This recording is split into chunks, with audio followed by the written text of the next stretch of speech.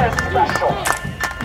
You are everything that the establishment views as wrong with American soccer, and you are everything right with this club. This is Detroit! A city world-renowned for its music, sports, its industry, and its distinct urban culture. But in the past decade, this once bustling working-class city has become the face of American industrial decline. Resilient as they've ever been, the people of Detroit are finding new ways to rebuild and revive their communities. Formed in 2012, Detroit City FC became a rallying point for thousands of fans who wanted to see a club built in their city and in their image. With a motto of passion for our city, passion for the game, this club and its supporters are providing something of a light in the darkness, and it's getting brighter by the day. Once described as a city of the dead, Detroit's football fans are now helping bring the Motor City back to life.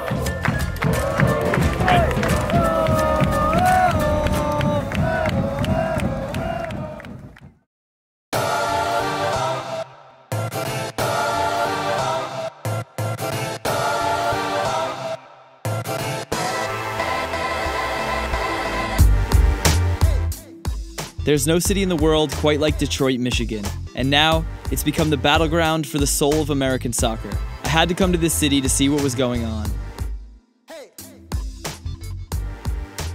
A Detroit team that's not Detroit City is not going to work. It would have no soul. In Detroit, there's a battle brewing between two factions.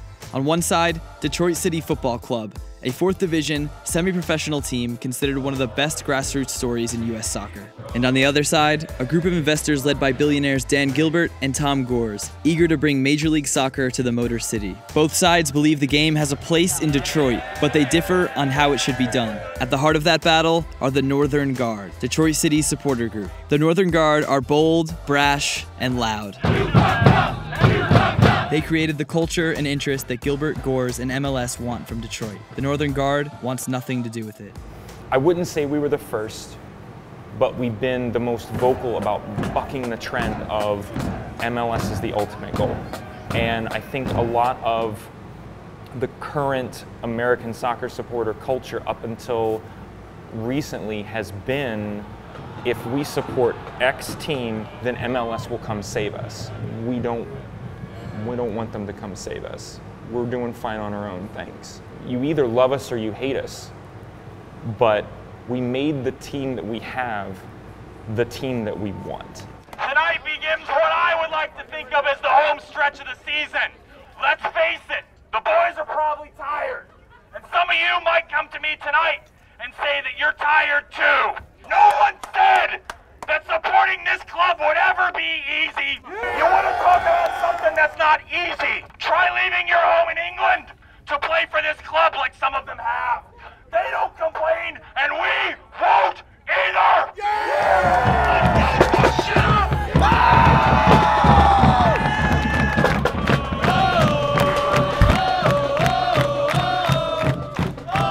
The supporters shut down the highway playing drums, lighting off smoke and flares, and now the march is moving towards the stadium. Some praise them for their passion and authenticity, while others denounce their attitude and profanity. But make no mistake, they're true to themselves. We knew our identity from the start, and I can remember the conversation. I knew that I was into something good, and I started talking to Gene via email. And Gene actually emailed me back. He's like, here's what I'm thinking. I'm liking skulls, I'm liking smoke, I'm liking flares. He's like, total, like, you know, as ultra as you can get in an American soccer club will let you be. And I went into the first game with a bag of smoke bombs that I snuck in because I didn't tell anybody I was bringing them in because I was convinced it was going to be thrown out as soon as I let them off. The overall resounding message back to us after that first match was, you can't do that. You can't have smoke at an American soccer match. What are you doing lighting off flares? And this is not only to us, this was to our club. You can't allow this.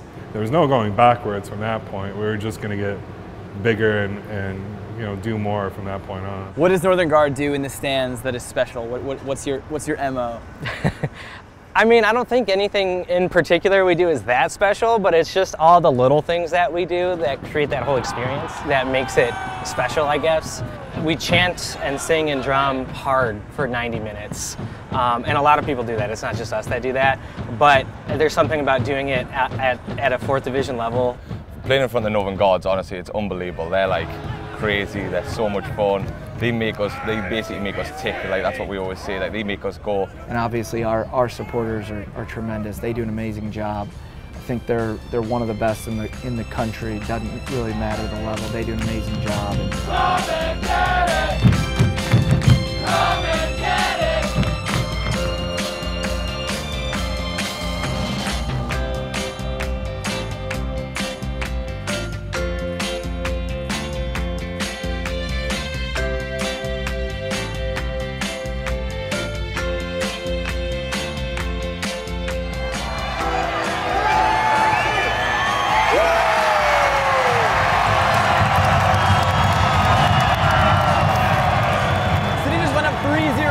Smoke flares going.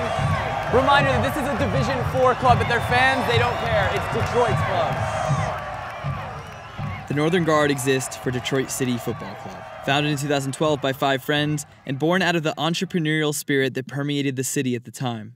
Friends were starting bars and restaurants or all kinds of different companies, and it was like, if you weren't starting something, you weren't cool. We did our research.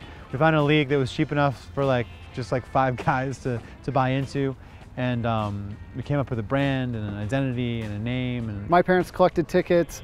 My wife and I would mow the field the night before the game. I'd line it the day of, you know. Girlfriends were selling merchandise. It was all hands on deck, but it wasn't sustainable. So thankfully we reached a sweet spot where we kept growing, where we were able to build together a professional staff to actually help the team grow instead of just kind of eking out an existence. And we wanted to do something completely different. And a lot of people weren't sure if it would work. And that's reflective of the fact that we didn't really have many sponsors that first year. Each player had to have their own sponsor because we couldn't find a big one. You know, the hip restaurant that's getting written up in the New York Times, like, that's on the front of our center back. But I think more importantly, it established us as kind of the sporting team that captured this moment in Detroit. And what happened was, after the first couple games, we figured we were onto something, because all of a sudden, instead of a few hundred people, a few thousand people showed up. And we've been growing in different ways like that ever since. It's really been an incredible ride. But what's happening at this football club is uniquely Detroit, and everyone involved knows it. Once a representation of the American dream, the city became the ultimate American tragedy.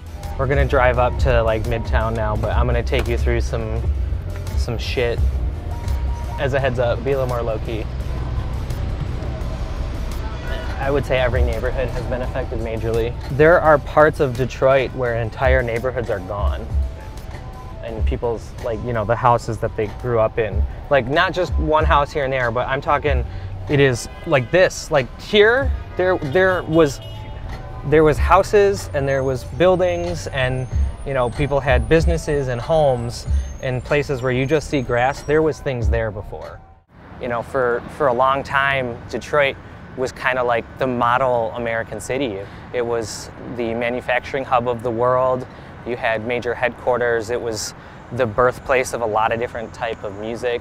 To have, that, and then 50, 60 years later to be the largest municipal bankruptcy is insane. The bankruptcy actually was the start of a lot of good things in a way, because it allowed the city to kind of admit that it made mistakes and begin to correct them. The city's narrative continues to shift, now seeming poised for a comeback. And the story of soccer in Detroit changes almost daily. At the 2017 All-Star Game, Commissioner Don Garber tipped Detroit as one of the 4 frontrunners to earn an MLS expansion side. Detroit just got one step closer to having... But at the same time, Detroit City is reaching new levels of success. In July of 2017, they won the NPSL Midwest Regional Championship for the first time in club history.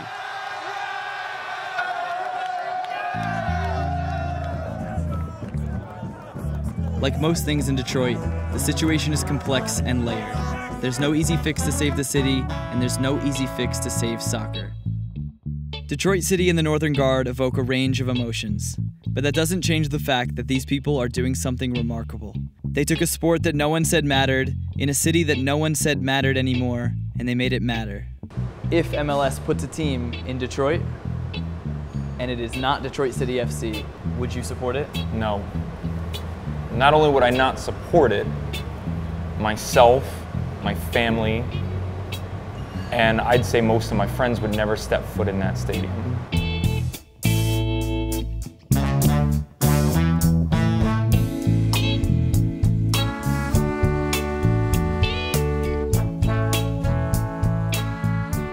Detroit is the kind of place that if you're not from here, at least up until recently, there wasn't even a reason to live here.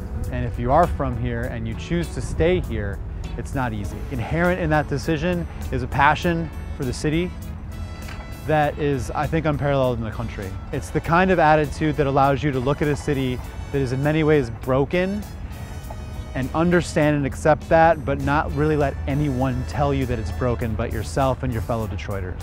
This team is very similar to that. We're doing things our own way.